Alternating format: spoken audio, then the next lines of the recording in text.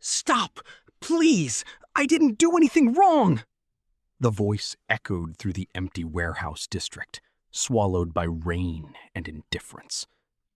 Marcus Holland, a 52-year-old homeless veteran with nothing but a torn jacket and worn-out boots, was being dragged like an animal toward a black SUV.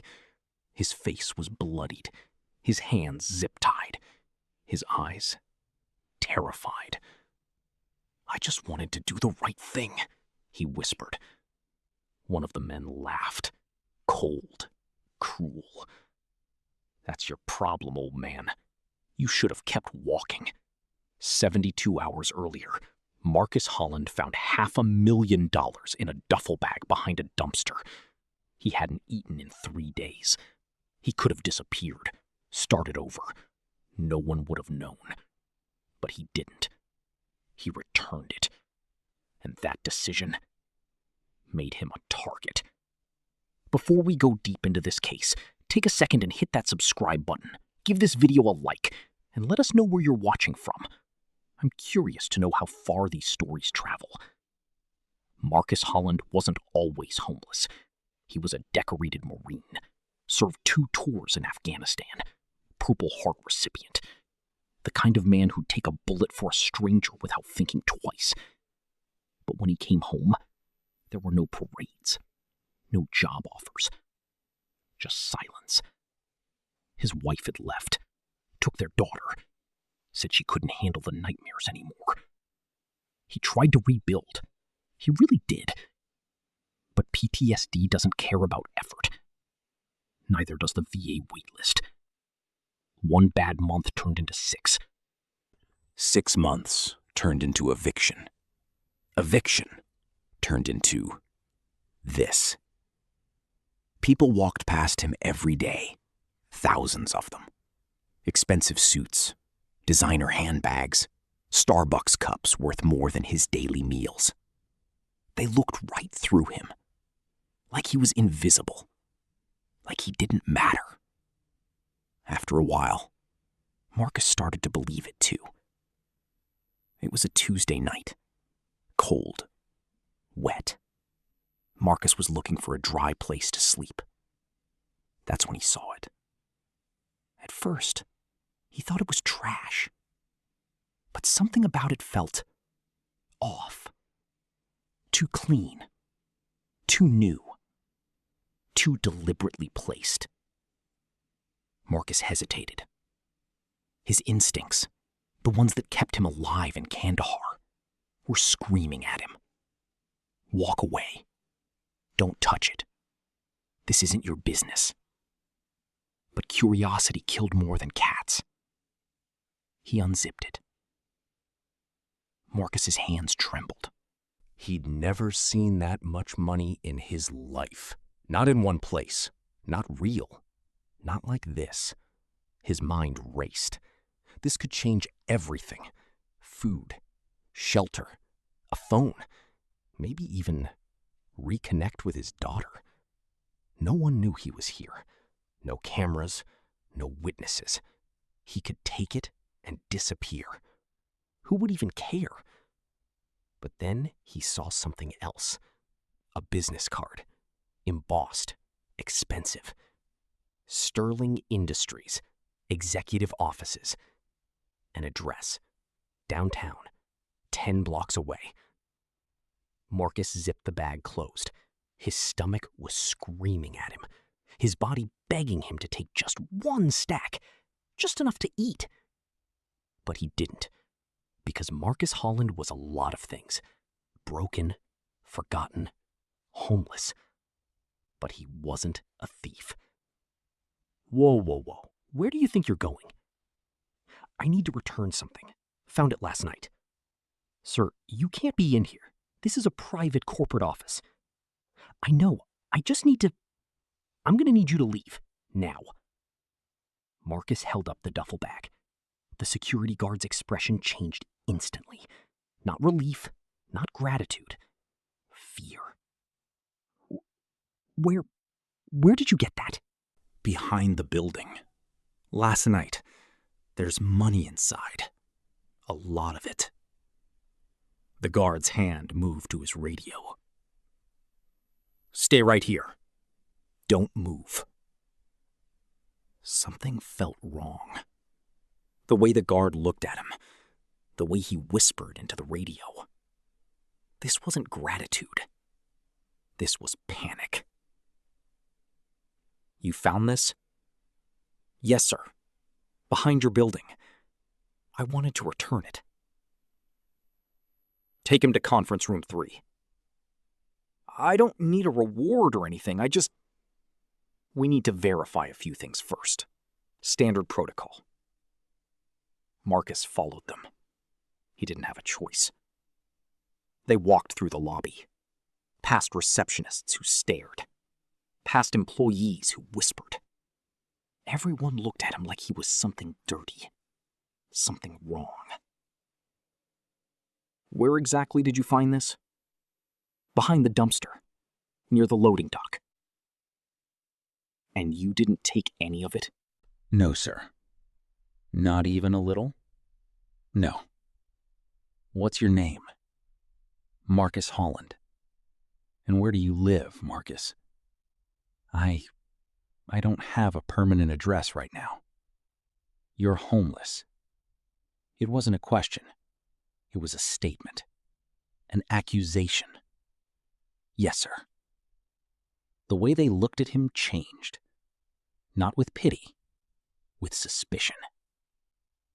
"How do we know you didn't steal this yourself?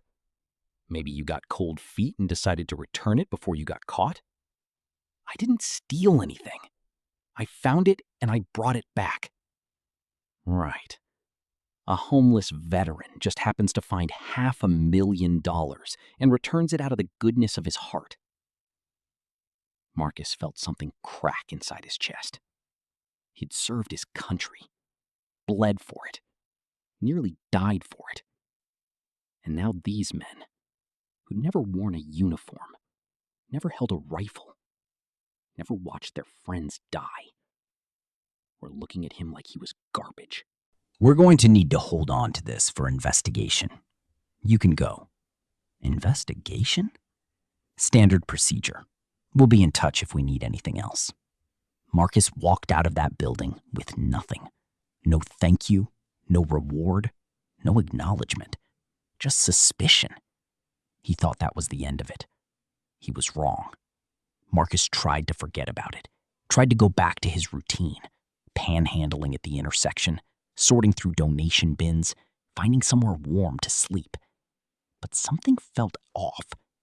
He'd seen that car before. Outside Sterling Industries. Now it was here. Marcus kept walking. The SUV followed. Slow, deliberate, not even trying to hide. His marine instincts kicked in. "You're being hunted." "Marcus Holland?" Marcus didn't answer. "We just want to talk." "About what?" "About what you found. About what you saw." "I didn't see anything. I found a bag, I returned it. That's it." "You sure about that? You didn't look inside? Didn't see anything unusual?" "Just money, that's all." "Good. Keep it that way." The men turned and walked away. But before they got in the SUV, one of them looked back. "You should have kept walking, old man. Would have been safer that way." Marcus didn't sleep that night. He stayed awake, alert, watching. Because he knew this wasn't over. Not even close. 24 hours passed. No SUV. No strange men. No threats. Marcus started to think maybe, just maybe, he was paranoid. That maybe they really were just verifying his story. He was wrong. Before Marcus could react, hands grabbed him from behind. "What the?" A bag went over his head, zip ties around his wrists. He tried to fight back, but there were too many of them. 3, maybe 4. Strong, trained. The van drove for what felt like hours. Marcus couldn't see, couldn't move, could barely breathe. His mind raced through possibilities. Who are these people? What do they want? Why me? Finally, the van stopped. Marcus blinked against the harsh lights. The warehouse was empty. Concrete floors, metal beams, no windows. And standing in front of him, a man in an expensive suit, late 30s, cold eyes, cruel smile. Marcus Holland, the Good Samaritan. Who are you? What do you want? You returned something that didn't belong to you. That was very noble. But see, that money, it wasn't just money. It was part of something much bigger. And now, you're a loose end. I don't know anything. I just found it and returned it. I believe you. I really do. But belief doesn't matter. What matters is that you're a witness. And witnesses complicate things. Marcus's blood ran cold. What are you gonna do to me? Nothing you'll remember. Marcus fought. He fought like he was back in Afghanistan, back when fighting meant survival. But these weren't insurgents. These were professionals. The last thing Marcus saw before everything went black was the man in the suit, watching, emotionless, like Marcus was nothing, like his life meant nothing. While Marcus was being erased, someone else was watching. His name was David Chen, 45 years old, head of IT security at Sterling Industries. He'd worked there for 12 years. Loyal, quiet, invisible. David had seen the homeless man return the money, seen the way the executives reacted, seen them take Marcus to conference room 3. And David knew. He knew what that meant. Because David had seen this before. 3 years ago. Different person, same circumstances. A janitor found irregularities in the accounting books, reported it to HR. 2 weeks later, that janitor vanished. The official story? He'd quit, moved out of state, no forwarding address. But David had watched the security footage. He'd seen the same men, the same black SUV, the same cold efficiency. For 3 years, David stayed silent, told himself it wasn't his business, told himself he had a family to protect. But this time was different. This time it wasn't just money.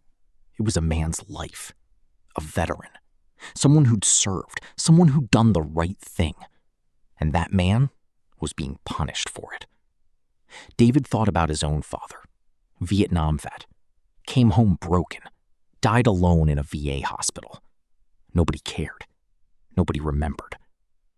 David Chen had been a coward for 3 years. Tonight, that changed. David knew he couldn't go to the police.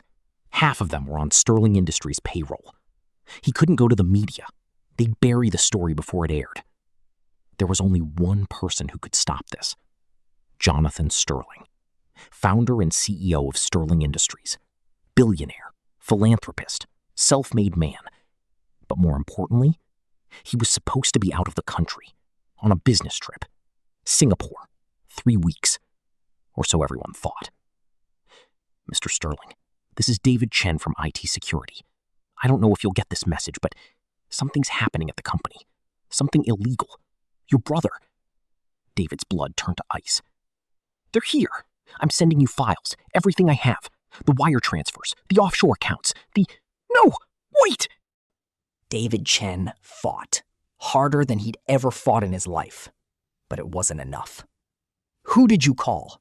Who did you call? No one. I didn't. David screams. Then silence.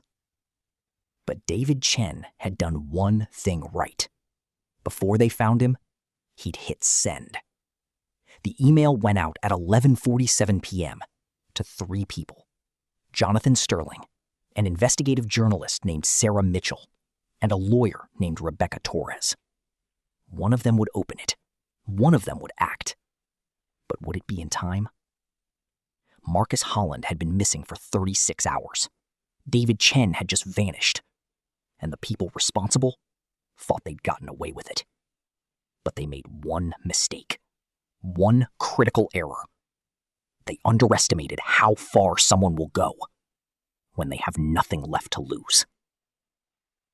Jonathan Sterling opened that email at 1:23 a.m., and everything changed. If Marcus Holland was in that situation, drugged, abandoned, and alone because he tried to do the right thing, what would you have done in David Chen's position? Would you have risked everything to expose the truth? Drop your thoughts below, and if you want to know what happens next, hit that subscribe button and turn on notifications. Episode 2 drops tomorrow. Trust me, you don't want to miss what Jonathan Sterling does when he discovers his own brother is behind this.